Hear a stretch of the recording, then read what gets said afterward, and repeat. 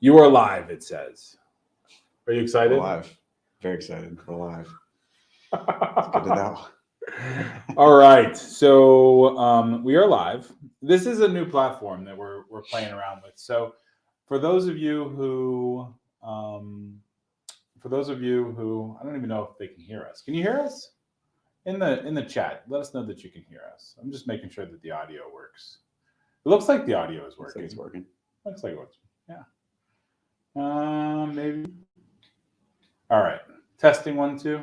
I think that's a little better. I think they can hear us now. Okay. Loud and clear, Shane says. Thanks, Shane. Perfect, Shane. Thank you. We appreciate it. See, it's good getting feedback like that. All right. So we kind of reworked the studio here a little bit, and it looks like GSD shit threw up all over the table. So, and we're going to talk through why this happened.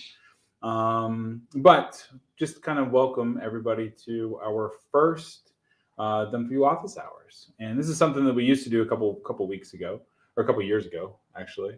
And my wife is standing there. She's afraid of getting in the camera shot. So she just told me she was going to be leaving. So she's very embarrassed right now. Thanks for that. Yeah. So, but check this out. We have a nice little multi-cam setup. And so we got camera number 1, which is right there. And then we got camera number 2, which is right there. And then you can see, I know, right? Nice smiling Jeff face. And then we have my desktop, and then Jeff's desktop.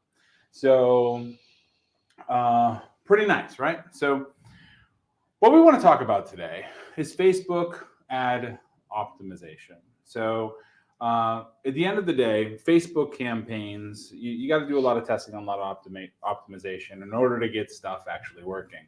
You also have to be okay with a test budget, So one of the things that we started doing internally was we started building this GSD apparel line. So, and it started with, just products and, 1% every day and just general stuff. And one of the exercises that we did towards the end of last year was figuring out how we could actually start growing the line. So the first activity that we did was, create 20 hat designs. So, and you can see all kinds of different ones here. We got grind, we got do more, and we're printing these in-house. This one I fucking love. So, and I think we just added it to the website. Yep. So this one hasn't even made its way there. Love this one too. So that's going to be added. And then we have all kinds of different ones. So we got beast mode, we got strong, and badass. So the idea of it really was that in any business, 80% of your sales are going to come from 20% of your products. So we didn't have any products. So how do we know what 20% are actually going to sell before we actually, just kind of create stuff? So, and that's where all of these came in. So the winners, the top 3 products that we're selling quite a few hats, is Beast Mode. There's one. And then, what was it? Hustle, we're selling quite a few of those.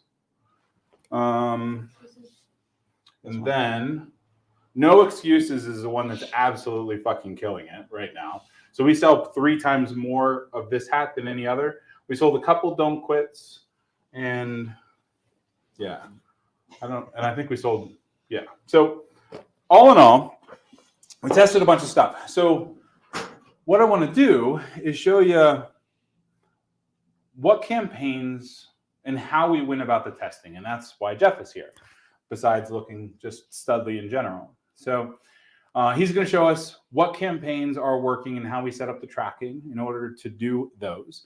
And then we're going to talk through then now what? So we have a couple campaigns that are working. What else are we going to be doing in order to grow the campaign? So we're going to flip over to your laptop. Sure. Cool. And you can show your campaigns. Now, this is probably kind of small, so you might want to Let me see if I can. Control plus. There we go. there. Okay. All right. That's pretty big. As you can see on the very top, this is our hats campaign. Obviously, we've run a few different ones in here, but main thing that you can kind of see, this is the past 30 days. So if we shorten up the time period, obviously it's going to change the numbers a little bit as we kind of get in here, but they're fairly consistent for the most part. In the past 30 days, as you kind of look in here, you can see we've sold 36. We had 36 website checkouts initiated. This is one of I think the tracking seems like it's off a little bit, but the website checkouts initiated that it's showing is slightly off from Shopify in that some of these people bought multiple hats, so that the orders are probably correct, but they may be off slightly. But for the most part, again, 36 checkouts initiated. The reason that we are choosing that as our optimization goal is because we get more of them. Obviously, if we go with just straight purchases on here, according to this, it says 21 purchases. Early on in a campaign, for us, whatever optimization goal we can use to track something, but also get more of it is going to be better. Because if we just go with a straight clicks campaign, we're going to get 1 million clicks for 20 cents a piece, and Facebook's going to send us all kinds of shitty traffic because of that. But we're sending to a goal like add to cart, website, or initiate checkout, purchase. The more refined you get, the better your audience will be down the road because Facebook's algorithm can kind of dial into that. But also, we can start using this as our build for a lookalike audience down the road. So that's kind of where we're at with that. As you are kind of scrolling down a little bit, you can see our frequency, because based on the size of our audience, in a week, the average person that we're targeting sees our ad a little over 1.5 times. It's about 58.07 per initiate checkout. You can see what we've spent there. And as we kind of get further down, again, you can see our clicks, click-through rate, all that good stuff. And for a shopping campaign, this is right around average for what you would want to see on a really dialed in Facebook campaign. So really early on, this is looking like a decent campaign to kind of get things started for us. And again, this is pretty new. This is like a complete test campaign that we're using. One to sell the hats, but just dial in audiences, figure out what works, test different ad copy, different images, different ad styles, different placements. And we're doing this for all intents and purposes for you guys, for anybody who has or is working with us or is going to be working with us in the future. We're testing all this stuff out with a pretty good budget so that you guys can look at it and go, hey, here's what didn't work. Here's what did work. Mm-hmm. We can kind of use that to get a jump start on a lot of other folks' campaigns as well. Yeah. Do you want to dig into the ads a little bit? Show the videos, the image ads, and some of the. So how we set up the ads themselves is we do dynamic creative. So basically, it's one it's one particular ad, but then we test a bunch of different images, video ads, or videos, text copy, calls to action, and we've been able to narrow it down quite a bit. Like when we started with all the hats, we didn't know what the hell was going to sell, right? So what we did was we did a video ad and sent them right to the categoric landing page. So actually, let me throw that up for you. So just so you can kind of see how it's set up here. Now, every sales funnel is a little bit different, but like here, if we look at there we go. So if we look at the sales page itself, basically we started by sending everybody to the category page. Now, I know the category, this sucks from a conversion standpoint, but we had no idea even what hats were going to be selling. But you know what I mean? Like we had zero clue. We had zero, there was no data, there was no product data or any of that stuff. So, and then once we started seeing what people were clicking through and adding to their cart, and we got a couple sales, then we started doing a carousel ad that sent people directly to the hats. And you can see this is actually sorted by best selling. No Excuses is our number one selling hat, then Don't Quit, then Beast Mode, then Hustle, then GSD, so that's kind of how it's all broken down. So once we got into selling, some hats, then we broke it down into carousel ads so that we knew which ones were appealing to the most people. And then we set up a carousel ad with a video, and then they were clicking through those. And now we know which of our 3 or 4 hats are actually selling the best. So we have straight up ads going directly to that product page itself. So we'll kick over to Jeff's here. Okay. Yeah. So again, as we mentioned, we're kind of in order of some of the higher selling ones. So we've got a carousel ad, and then there's videos for each one of the carousels that just kind of scrolls through, gives you a quick fade in, fade out of each of the hats that we have. And it clicks right through to images of those various same hats. So that's one of them. Again, this is with one version of the copy, and that is in mobile. If we check out, you can see the same thing in our desktop feed as well. Obviously, just a little bit bigger, but the same ad there. And we've got, let's see here. I could try and scroll through. If we refresh it, it'll likely show some different. Oh, maybe not. I was going to say it's just going to show the same one. Looking for different versions of copy as well. Because we do have a number. I think we usually test about anywhere between 5 and 10 different versions of copy, different videos, different carousel ads as well. So we're kind of, again, we're just scrolling through and testing things out. Another thing I did mention earlier was some of the audiences that we're testing too as well. As you can kind of see here, we have a ton of different interests that we're firing off on. Some of the older ones here, as you can kind of see, as they've gotten higher cost for initiate checkouts. Eventually, we let them run for a little while, turn them off, test new ones. Again, same thing here. As you can see, some of these are sneaking down in our initiate checkout cost here. Those ones are the ones that are going to end up starting to kind of hang around for a little while. And this one here, as you can kind of see, under $5 per.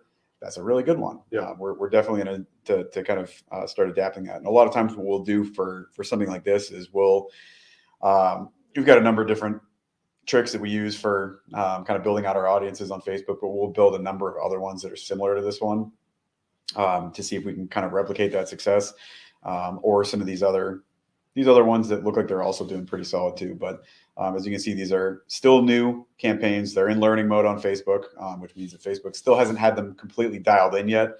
I would love it if Facebook could dial this one in at under $5 an initiate checkout, because that would be wonderful for everyone.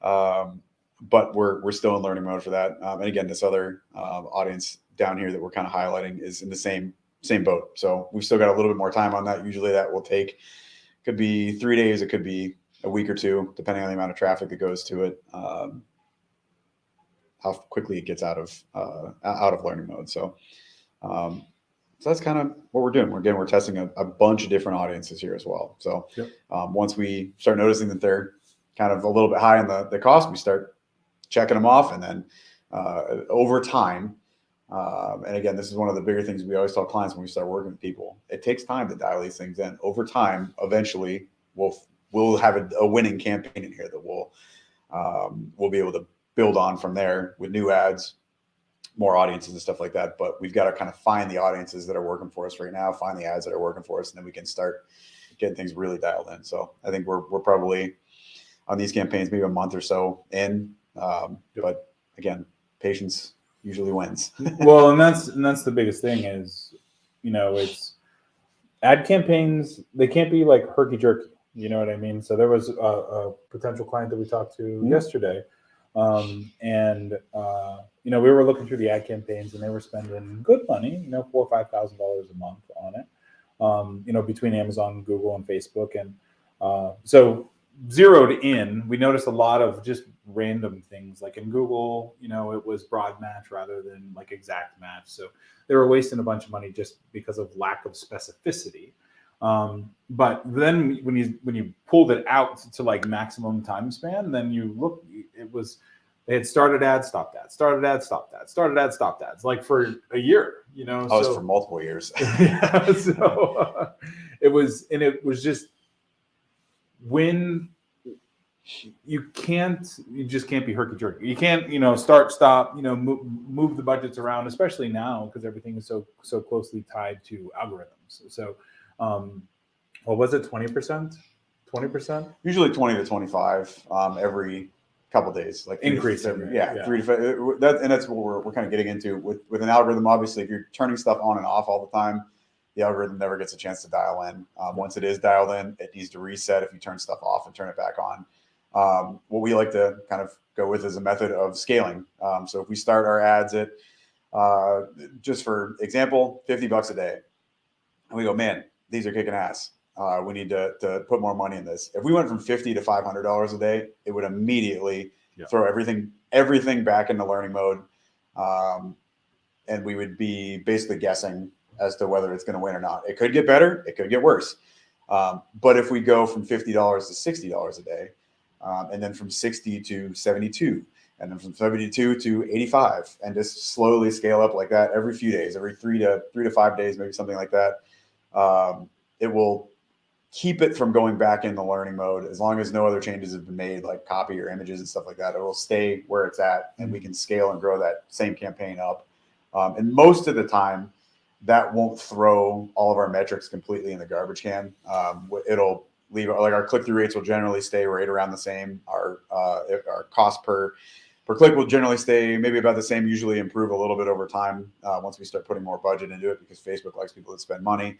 But most of the time, if it's a purchase cost, initiate checkout cost, add to cart, whatever it ends up being, that will generally stay in that same ballpark. It won't vary wildly where we go in a week later, we're like, holy crap, it completely changed. Usually, theoretically, it should improve with more ad spend. So that's kind of how it ends up working most of the time. It's not a perfect science, but nothing on Facebook is, or Google, or any of that, any of it. So yeah, well, and some of it also is like we've been talking about, like, even physical products have like sales funnels, so it isn't necessarily, so what you've seen, what we've been able to sell from a hat standpoint is largely just direct response ads. But some of the latest biggest wins are that we're not even, so now we just started collecting email addresses too. So on mobile devices, if you go to getshitdone.io, the store there, then you see that there are people signing up for the email list and also SMS lists. So this is something that I just added in, a couple, like, last week or so. I wanted to start seeing what hats we're going to be selling, and then we could dig into email marketing, SMS marketing, like doing releases and stuff. Because again, if I don't know what's selling, I don't know what the next step is. So and that's been like some of the I wouldn't say challenge of paid traffic, or if paid traffic has a long tail to it. So it's not necessarily just the click and the lead. Like, how many clients are we running now that it's a lead gen campaign and we're monetizing them, like, 20 days, 30 days, 45 days out. Man, even for 6 months, year, depending on the cost of their main goal might be to sell something that's $20,000 to $30,000. And we build up to that through a $7 lead magnet, and then an upsell, and then a course for $300 or $400, something like that. And then they come to a live event for $1,000, and we just kind of lead them down a relatively predictable path. And again, it's a funnel. You start at the top with the cheap stuff, and you have the very expensive stuff down at the very bottom. So we're chipping away at the people that are willing and capable of spending those big dollars. Not everybody can do it, but that's we've built that for a ton of people. Tons. Yeah, and that's the biggest thing is, just knowing that the campaign doesn't start and stop, knowing that the customer has a life cycle. And I've always said this, but there's somebody on the other end of the computer, there's somebody on the other end of an email, so they're the ones who are responsible for paying you or not, or for buying or not. So it's important to realize that and know that you're building a relationship, or your company or brand is building a relationship with a real person. I just wrote down some questions, and I have my own ways of answering these, but I don't know that you and I have actually talked about them. So the first is, how important is video in paid traffic campaigns? Wildly. And it has to be good video, obviously. Yeah. There's there's a lot of things that come into to play for that. For Facebook, I think that ads that are done on a phone are oftentimes going to outperform something that's like a professional Yep. studio or something like that. But on the opposite side of that, like a video ad on YouTube is generally going to be a professional video. LinkedIn is going to be a professional video, something like that. Not every time, but it's just different format, I suppose. For Facebook, again, yeah, and the way we like to generally do it is to get the most attention, and it's not every time, but more often than not, video is going to be the way to get attention the first time. And then when we run our retargeting ads, oftentimes our retargeting ads will be images because you're already a little bit familiar with them. You've seen them a few times, you've been on the website. The branding is going to catch your eye again. The second, the fifth, sixth, seventh time around, once you've already been a little more familiar. So I like to do video most of the time out of the gate. And it kind of depends on what we're selling or what we're trying to get people to do, but most of the time that's the case. And for those who are not working with us, typically how we do video, because we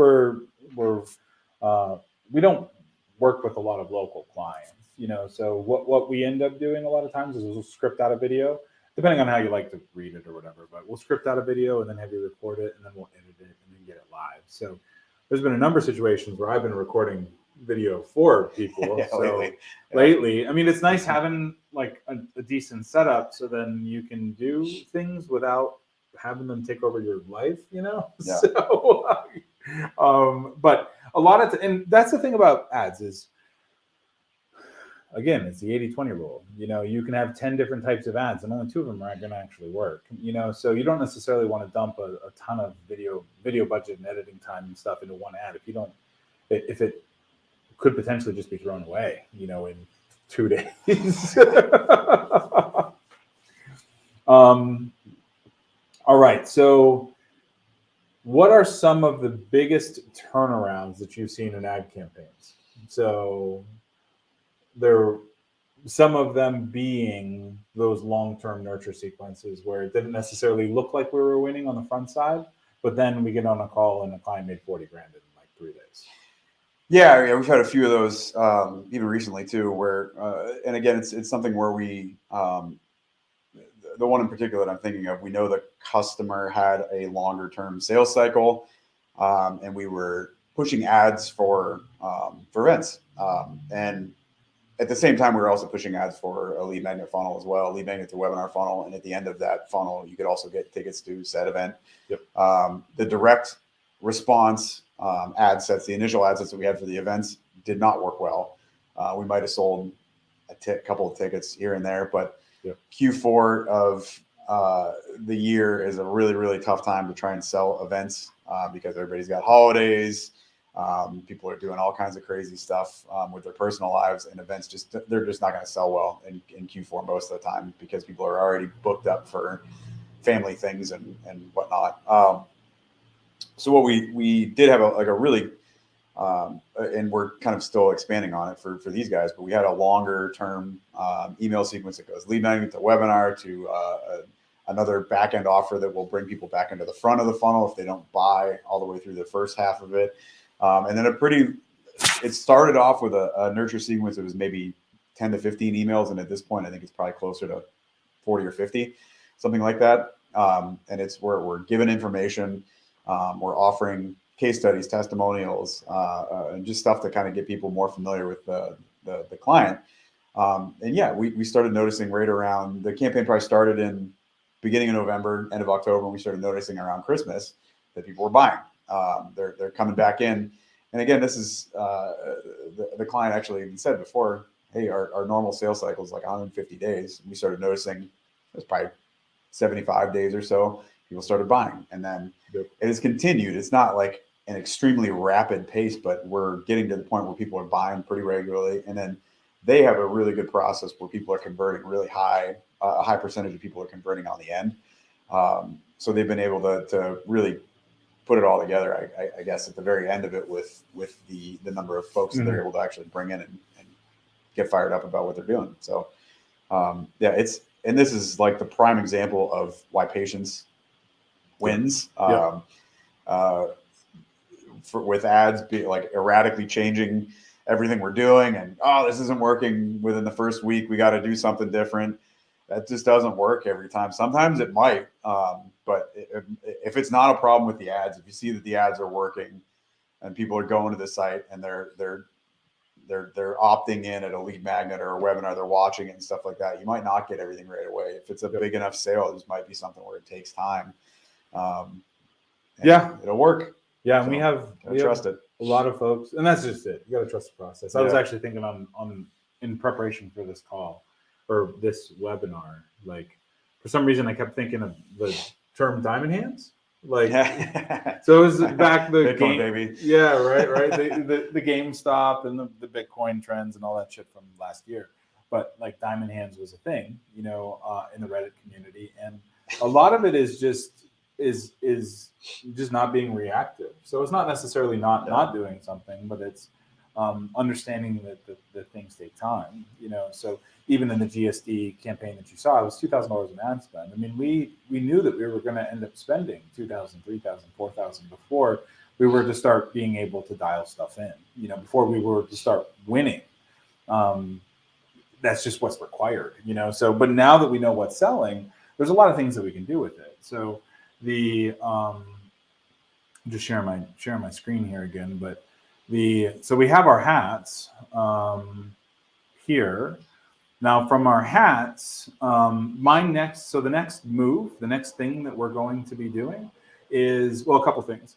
First is on mobile devices, I went through and set up a little discount code. So in Klaviyo, I set up a sign up form, and this is a super simple little tiny, test, if you will. But basically, let me go in here and edit the form so you can see it. But basically, it's welcome. Take 15% off your first order. Enter your email address and get the code. Easy peasy, right? And then the second one is here's your code. Now just sign up for a text. So I threw this up last week, and I was like, I've seen them before. You go to them, you go to these Shopify sites, and you're like, I don't really want to give you my email address for a 15% code. And I was like, but that's me being me, that's me, like, and I was like, okay, we'll see if it works. And meanwhile, we got 48 submitted forms here. So like, this is 48 leads that now I can go email. I can start emailing these folks and SMSing, sending text to these folks. It's a 12% form submit rate. It's not a landing page. It's not a lead magnet. It's not an opt-in. And if I go and look at my audience here, we're going to see, I'm going to look at my audience and then profiles. We've got 243 active profiles. So this is leads, buyers. And again, this was all off of that same ad spend that we didn't do any weird lead magnets. We didn't do, so there's a nice list. There's somebody who just signed up. Nando Boom 96. Thank you very, very much if you just placed an order. But at the end of the day, that's kind of where we are. Now, our next moves is, you can see that this hat price is $14.95. Again, we were testing it. We're losing money on every hat that sells, but we're testing it. So what we're going to end up doing, and actually right here, for those of you who watch my live streams, you've seen that we imported our first hat. So this came from China. It's a waterproof, sweat wicking material. This hat costs $2, whereas this hat right here costs $9 from a supplier. So and this is just a far superior hat. This thing is fucking cool. So this we're gonna start importing boxes of, and we actually got a second hat, which is a flat brim. I'm not a flat brim person. Jeff, are you a flat brim person? No, I have a giant head. I can't do a flat brim. No, I can't do a flat brim. No, I can't do it. It doesn't even make sense to my head. I look like a goof. I look like a goof anyway, but flat brim hat accentuates it. So yeah, that looks fucking terrible. That's horrid. It's terrible. So, but some people That's do awesome. like these hats. Looks good on some people, not me. No, looks good on some people. So, but we'll have a flat brim again. Not my style isn't everybody's. We'll have a flat brim and and these hats should probably sell at $45 without the customization. So, but that's the.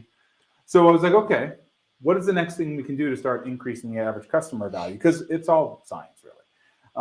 And we decided to start. We're going to add beanies as a one-click upsell or as an order bump.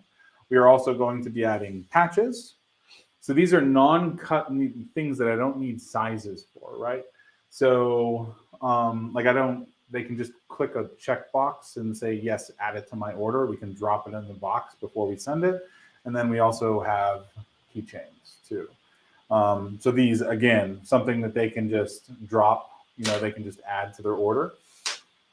So, yeah, that's kind of the process. I mean, we know what we're selling on the front end side, and then we're going to start bolting stuff on to increase the average customer value, and then continue scaling the ad campaigns to start moving a lot of inventory. And that's really the kind of the goal. Yeah, and I was just going to say the one interesting thing to kind of look at is when we're running a funnel if it's a lead magnet webinar funnel, obviously e-com it seems wildly different, but when you think about it, generally we say on a Facebook campaign, for instance, $5 to $7 is a pretty solid lead magnet cost to get their email address and start sending them. Now, when you look at the metrics that we're seeing on Facebook, you're like, man, 36 initiate checkouts for $2,000. That seems high. However, when you look at our Shopify and you see we've got 243 different emails, and you kind of start doing the math on that for a lead magnet cost, not bad. It's not bad. I was gonna say my laptop's about 2 seconds away from dying, but 2,000 by 243, we'll do it. Somebody's probably beat me in the chat already. It's about $8. So it's, again, this is really early in a campaign, but for a lead magnet to be for $8, for the with first month, sales, with sales that are kind of liquidating some of the ad spend too, that's pretty solid. Yep. Early on. And again, it's not a lead magnet. We have the email for these are people that are interested. They are likely to make a purchase down the road, and if they don't, that's fine too. Yep. But it's shaping out to be a campaign very similar to a lead magnet webinar campaign. Actually, a little we bit of should a different probably avenue. do a lead magnet. So here, I'm gonna. You're gonna have to do it. My laptop's gonna die any second Yeah, now. I'll do it. I realized it was so low. All right, so we're looking at my campaign now, so or my laptop here. So basically, this is our funnel factor campaign. So if you go to doneforyou.com, and then so Angeline is here. Hi, Angeline. Caleb said good to be here. Hey, Caleb, how are you doing? So if we go to Funnel Factor book, here we go. Yeah, so Funnel Factor book, we are going to see that. So this is our main lead magnet for most of the folks who come into our ecosystem. So the way this is set up is, and I again tested a couple different versions of this. Our ads, so just to kind of take you through the beginning part of it. So the ads themselves, the campaign that is doing the most, I'm just going to go and back this out to the last 30 days.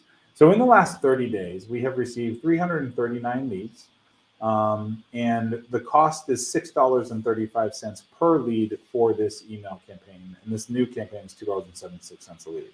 So we spent $2,100 on this campaign.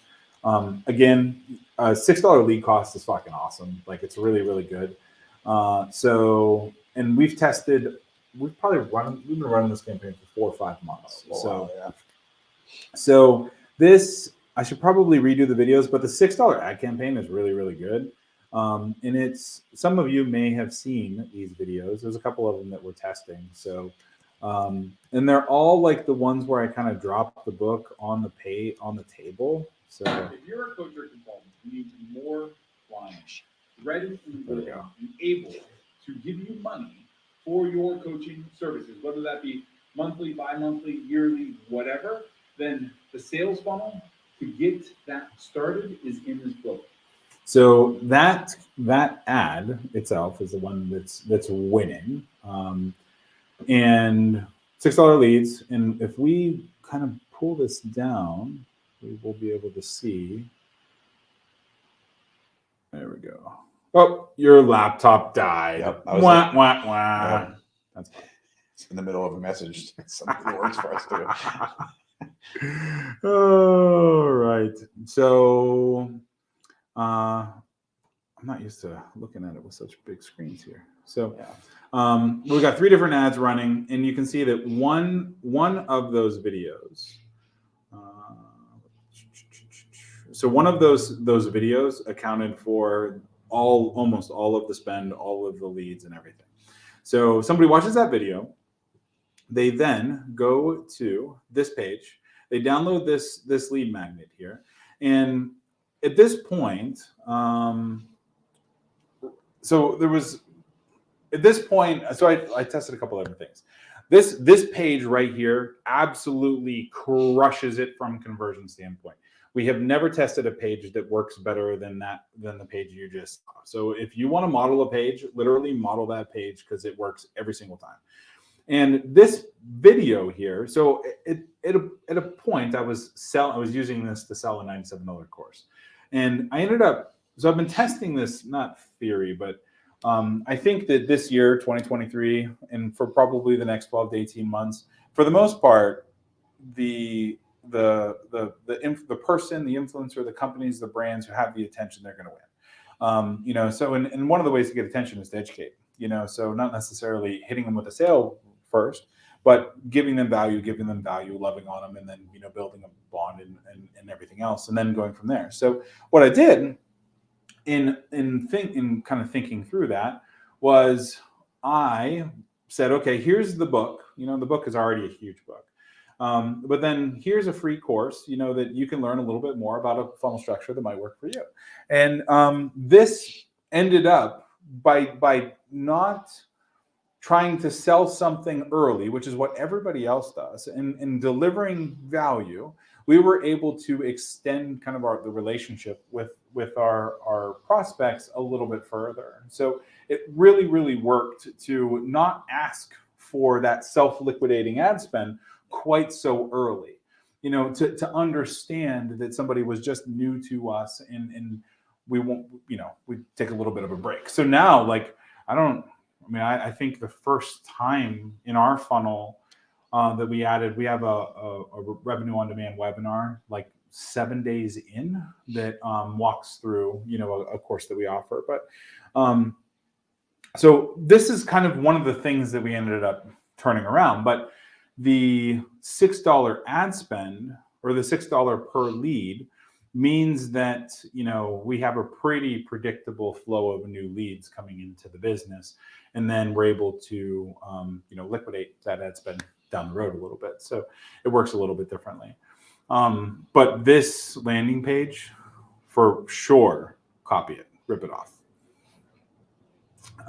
Let's see, what else do I want to show inside the ad manager here? Got to set up the back end on your own now. Yeah, right. Yeah. So what else did we? Another one, just kind of kicking through the editing here, or kicking through the ads themselves. I always like to target. So what we end up doing when we're setting up the demographics is we try to target not necessarily looky-loos, but we try to target buyers. So what that means is that somebody who likes something that costs money. So a great example of that is HubSpot. We've been running these campaigns for a really long time. So everything is pretty well wide open, because we trust that Facebook's algorithm is going to send us who we want. But if you have in your industry a periodical, an association, a piece of software, a paid group, anything that involves payment that your target market would pay for happily, then target them. So in B2B, in the B2B space and business development, HubSpot, Infusionsoft, FreshBooks, Freshdesk, kind of those business QuickBooks, like those business support tools that every business is going to like. Maybe not like, they might not like them, but they're going to use them. They're going to like them on Facebook. If you're targeting like dentists or chiropractors, find the associations that they would be part of and then target them with like an additional select that is a business owner or Facebook page admin, which is kind of a dead giveaway that somebody is an owner or influential in a business.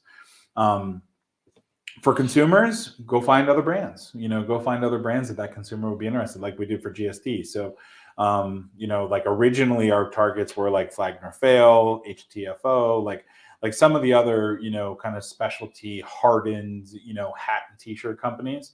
And those ended up testing out really fast. Like they didn't work. They didn't work very well for us.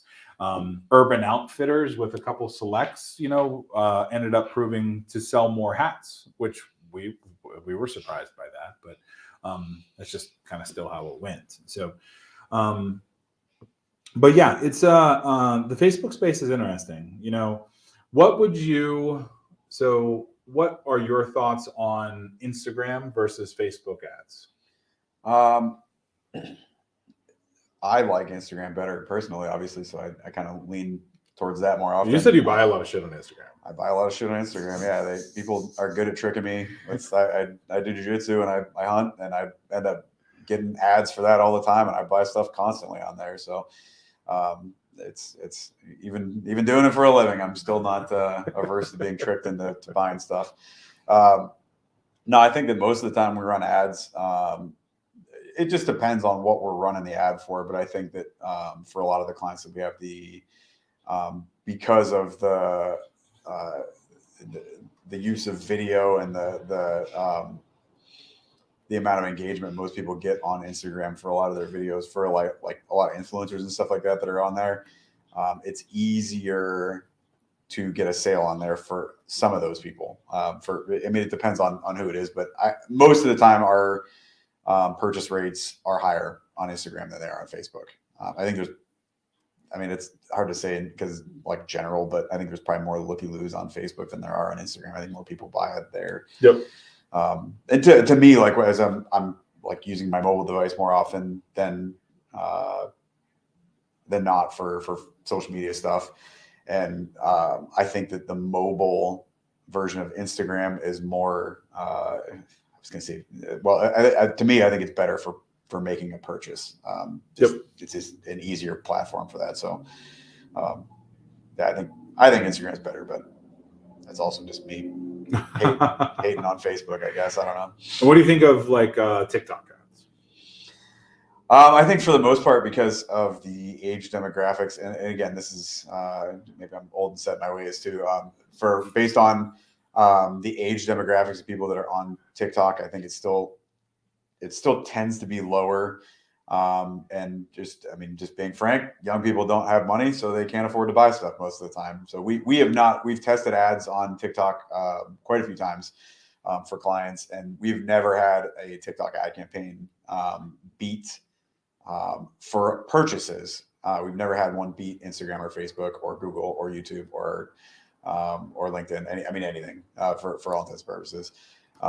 If you want to get a shitload of views for really, really, really cheap, TikTok is excellent for that.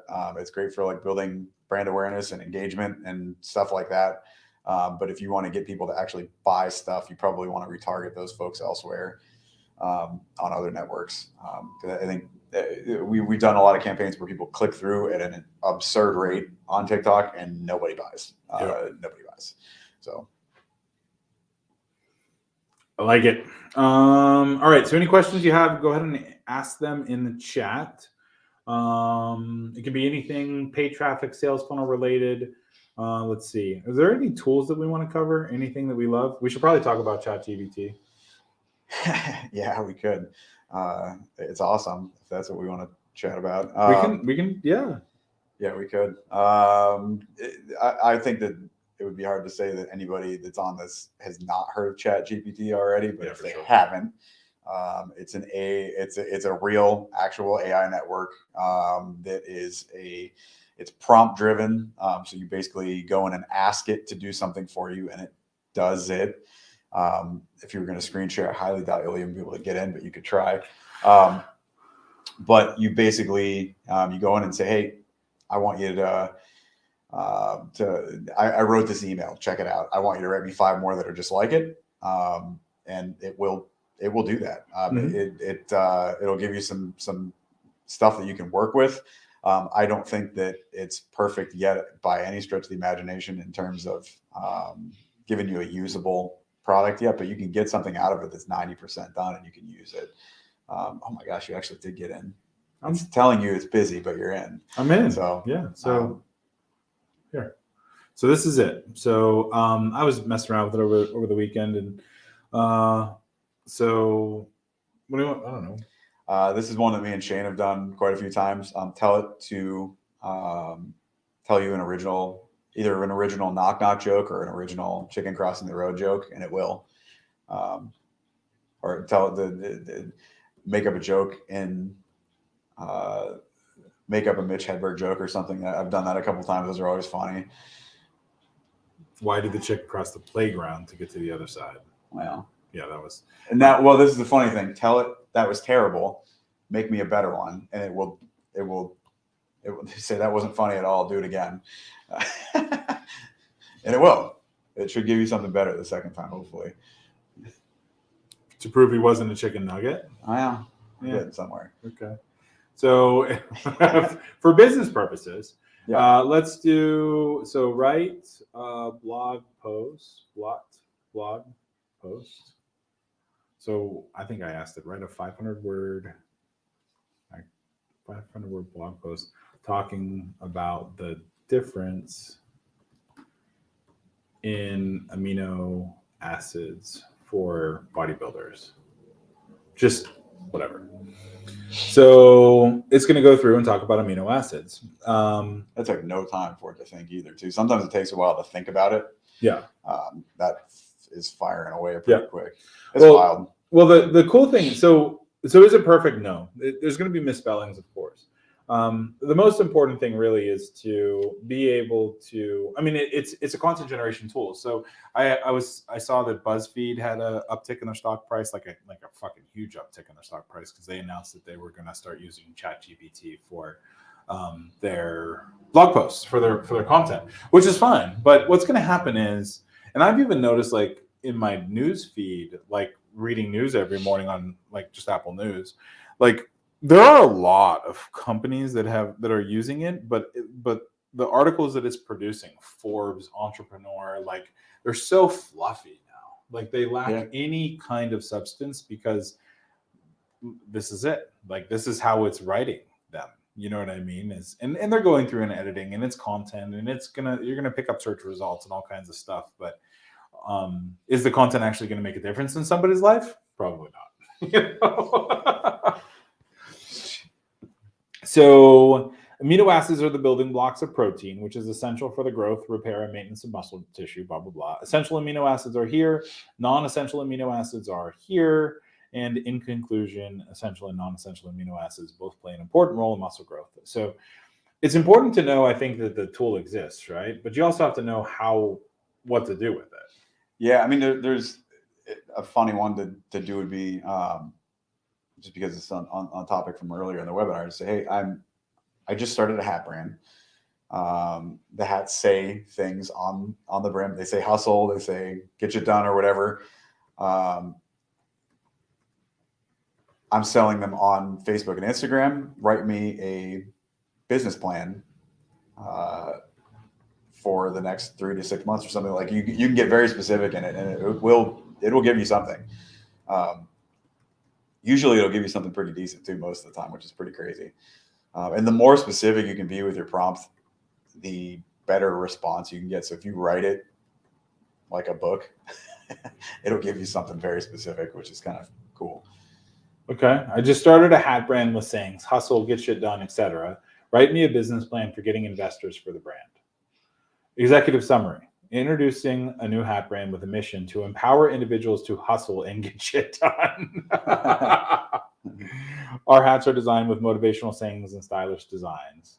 Market opportunity. There is a growing demand for stylish, high-quality hats that offer more than just a functional necessity. Blah blah blah. Marketing strategy. I mean, this is the business plan. Yeah, it's pretty sweet. Yeah. It does this for, I mean, whatever you want. It's pretty crazy. So pretty cool. It's If you're not using it, you should be. If you should. Make a mistake. They're coming out with a pro version. Apparently, it's already out because they offered it to one of our employees today. Yeah. And I'm mad it wasn't me because I know I filled it out first. But that's okay because I want it. Yeah. Oftentimes when you try to get on, there's so many people trying to use it now that the network is congested. And if you have a paid version, you can get on easier. So I'm willing to pay ChatGPT. Just send me the link, man. Yeah. I said something about Kajabi the other day, and I got a